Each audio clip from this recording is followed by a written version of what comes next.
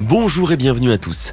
Si on avait à vous demander quel est le matériau le plus cher du monde, vous répondrez certainement que c'est l'or ou le diamant. Vous n'aurez pas tout à fait tort car ce sont des matériaux de grande valeur, étant donné leur rareté. D'ailleurs, plus un matériau est rare et plus il est cher. Néanmoins, vous aurez tort également car il existe certains matériaux qui peuvent atteindre des sommes impossibles à imaginer. En effet, en comparaison avec certains matériaux, le prix de l'or serait celui d'un bout de ferraille. Vous souhaitez probablement connaître les 10 matériaux les plus chers et les plus étonnants du monde. Préparez-vous à être étonné.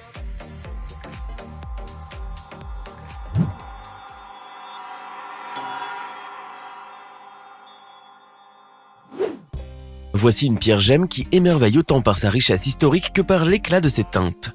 Depuis un temps immémorial, le jade exerce une attraction puissante sur les peuples et les rois.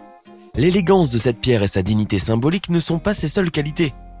La tradition lui a conféré, en plus, des vertus spirituelles et curatives innombrables. Tous les bienfaits dont on puisse rêver comptent parmi les actions supposées de cette pierre sur son détenteur. Elle chasse les idées sombres et remédie aux grippes. Elle accroît le sentiment d'amour et soigne les infections. Le jade est actuellement utilisé en joaillerie et en ornementation, où l'on en trouve surtout en Chine et en Birmanie.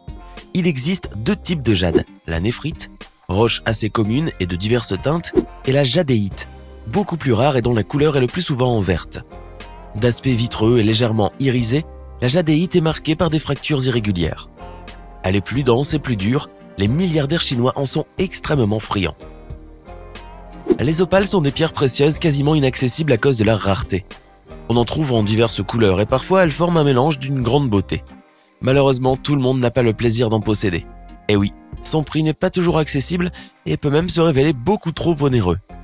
Toutefois, les prix diffèrent. En effet, la valeur d'une opale varie beaucoup suivant les motifs et la dimension de chacune. Évidemment, bien d'autres éléments entrent en considération avant d'étudier la valeur exacte d'une opale, mais l'opale colorée est presque très répandue en comparaison de l'opale noire, qui est d'une extrême rareté dans le monde. Par conséquent, elle est bigrement chère. Ce magnifique matériau peut être trouvé en Australie, en Éthiopie et dans quelques autres pays. Néanmoins, la quantité retrouvée est toujours sans surprise minime.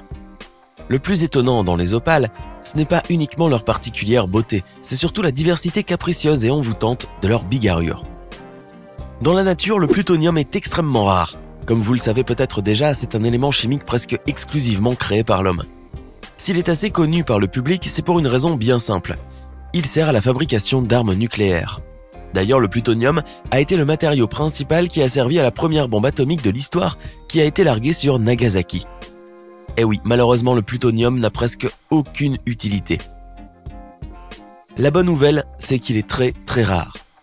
Donc, en user à tort et à travers pour fabriquer des bombes ne serait pas très judicieux, au risque de faire disparaître une fois pour toutes ce matériau de la surface de la Terre. À cause de ses effets nocifs sur la santé, le plutonium n'a jamais pu être utilisé dans la joaillerie ou encore dans l'ornementation, bien que sa couleur grise, jaune ou verte ne manque pas de charme. Concernant son prix, le plutonium vaut près de 3000 € le gramme. Eh oui, une somme bien considérable, surtout pour un élément aussi dangereux. Principalement utilisée en joaillerie, la pénite est l'une des pierres précieuses les plus fascinantes de toutes.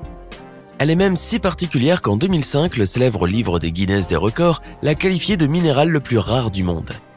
À cette époque, il n'en existait que 25 sur Terre. Cette fameuse pierre précieuse porte le nom de son découvreur, Arthur Payne, qui a mis la main sur cette merveille en 1950. Mais aujourd'hui, évidemment, elle est bien plus présente sans être pour autant abondante sur Terre. De plus, même les lieux où il est possible d'en retrouver sont assez rares. La Birmanie et le Myanmar sont parmi les rares pays où l'on peut trouver cette gemme si précieuse. Sa beauté et sa rareté ont étonné plus d'une personne, ce qui lui a permis d'avoir beaucoup de valeur. Pour s'en procurer, il faudrait avoir les poches bien pleines, car pour un seul et unique gramme, il faut débourser 6530 €. Sachant bien qu'un seul gramme ne serait jamais suffisant tant il serait petit et presque invisible. Le diamant est très populaire et fait l'objet des vœux de toutes les femmes. Il est trop souvent utilisé dans le domaine de la joaillerie à cause d'une demande grandissante. Si le diamant est trop coûteux, c'est surtout parce qu'il lui faut plusieurs années pour se former dans les profondeurs de la Terre et bien d'autres pour remonter à la surface. Les plus anciens diamants ont plus de 2 milliards d'années. Et ce n'est pas étonnant donc qu'il soit si dur de s'en procurer. Néanmoins, avec une bonne somme d'argent, certaines personnes peuvent s'acheter quelques grammes de diamants. En effet, à 35 000 €, il est possible d'avoir un petit gramme de diamant blanc. Et c'est bien peu de choses à côté du diamant rouge, dont le gramme possède, tenez-vous bien, la valeur de 5 millions d'euros. Et oui, le diamant rouge est l'un des matériaux les plus chers du monde.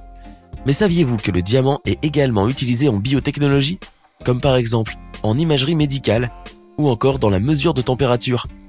Et oui, le diamant n'est pas seulement un très beau bijou, c'est un matériau utile aux avancées scientifiques. Par ailleurs, vous savez certainement tous que si sur Terre ce matériau est rarissime, les astronomes parlent régulièrement d'une planète située à des millions d'années-lumière de notre Terre et qui serait peut-être entièrement constituée de diamants. Alors, ça vous dit une petite virée dans l'espace? L'osmium est une véritable merveille. Mais avant d'avoir connu son grand triomphe, l'osmium n'était utilisé que pour modifier les caractéristiques des autres métaux dans le but de les rendre plus solides et plus durables.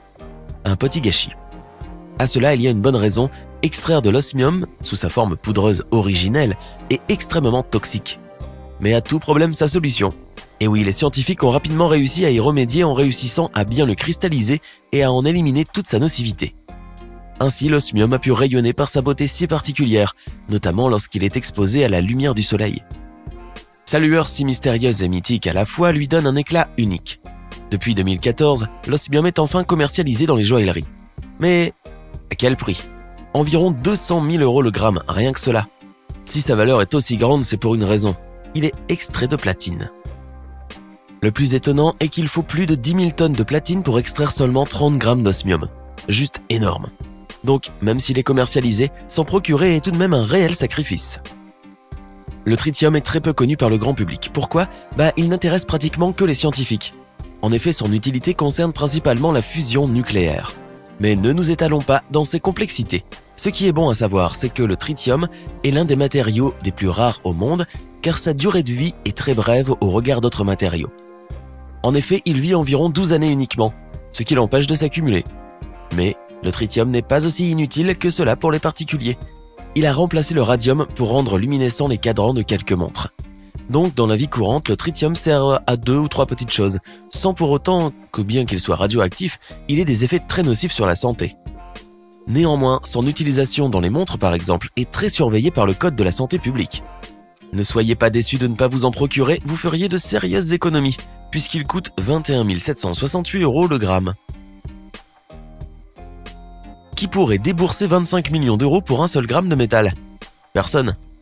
Pourtant, pour se procurer un californium 252, c'est la somme à dépenser. Si vous vous demandez pourquoi ce matériau peut coûter une somme aussi exorbitante, eh bien, c'est simple. Chaque année, seuls 40 microgrammes sont produits. Car en effet, le californium ne se trouve pas dans la nature, mais il est créé par l'homme. Et oui, cette substance a été artificiellement conçue. De plus, cet élément extraordinaire n'est produit que dans 2 endroits au monde, au laboratoire national d'Oak Ridge aux États-Unis et Dimitrovgrad, en Russie. Donc pour se procurer ce métal, il faut non seulement payer une somme incroyablement grande, mais il faut également faire une très longue queue pour obtenir un seul microgramme. Bah oui, si vous l'ignorez, la demande est excessive pour ce matériau. Vous vous demandez certainement à quoi sert ce fameux californium. Eh bien, sans surprise, il a une utilité plutôt scientifique. En effet, en médecine, il sert au traitement de certaines tumeurs. Mieux, 1 gramme de ce métal produit 2,4 milliards de neutrons par seconde. Ainsi, il est indispensable dans plusieurs domaines. Étonnant, non? La taaphéite est une pierre gemme extrêmement rare et de couleur violette. Cette pierre est d'une pureté de ton remarquable. Elle est transparente et lisse. Sa découverte assez tardive, en 1945, est presque le fruit du hasard. Le gémologue irlandais, à qui elle doit son nom, est le comte Charles Taaffe. Celui-ci a d'abord remarqué une particularité étrange dans un lot de pierres gemmes sans rapport à la taphéite, les spinels. Plus précisément, il s'est rendu compte que certains spinels divisaient en 2 les rayons de lumière qui les atteignaient, ce qui allait à l'encontre de leurs propriétés optiques. Perplexe, le gémologue s'empresse d'examiner ces spinels douteux qui étaient en réalité des minéraux inconnus. C'est une naissance originale pour une gemme. La taphéite se trouve principalement au Sri Lanka, en Tanzanie, en Chine et en Birmanie, et peut coûter jusqu'à 14 000 € le gramme. L'opposé de la matière, l'antimatière, ne court pas dans la nature, mais elle est fabriquée par l'être humain, même si ce dernier n'a pas encore réussi à 100% sa production. L'antimatière désigne donc l'ensemble des antiparticules qui forment la matière classique. Pour faire plus simple, c'est grâce à l'antimatière que le voyage dans l'espace sera un jour plus aisé. La NASA a même prédit que 10 mg produits d'antimatière suffiraient pour un voyage de la Terre à Mars. Oui, mais pour le prix exorbitant de 250 millions de dollars.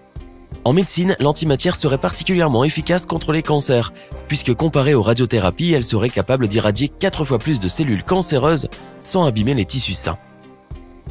Aujourd'hui, nous n'en sommes pas encore là, puisqu'on n'a pas encore développé les technologies nécessaires afin de produire et stocker efficacement l'antimatière.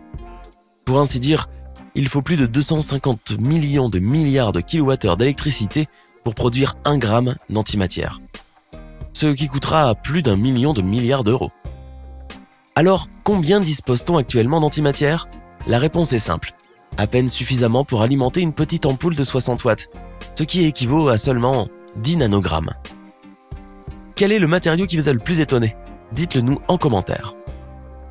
Si vous avez aimé la vidéo, n'oubliez pas de mettre un pouce bleu, vous abonner et de la partager avec vos amis.